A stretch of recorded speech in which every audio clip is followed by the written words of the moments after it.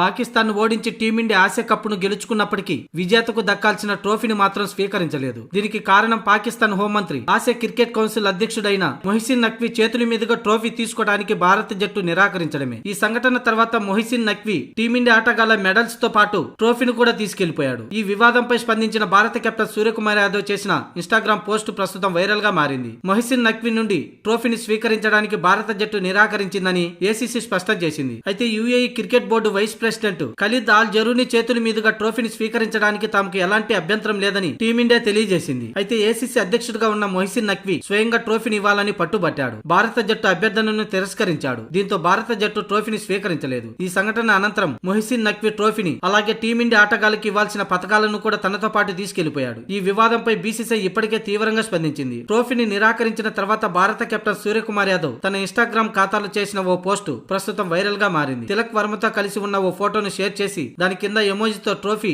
ఆకారాన్ని క్రియేట్ చేసి ఆ పోస్ట్ కి క్యాప్షన్ గా మ్యాచ్ ముగిసిన తర్వాత విజేత జట్టును మాత్రమే గుర్తించుకుంటారు, ట్రోఫీ చిత్రాన్ని కాదు అని సూర్యకుమార్ యాదవ్ రాసుకొచ్చాడు. ఈ కామెంట్స్ మొహిసిన్ నఖ్వీ చర్యలకు పరోక్షంగా తప్పుపడుతూ తమ జట్టు విజయమే అసలైన గుర్తింపు అని చెప్పినట్లుగా ఉంది.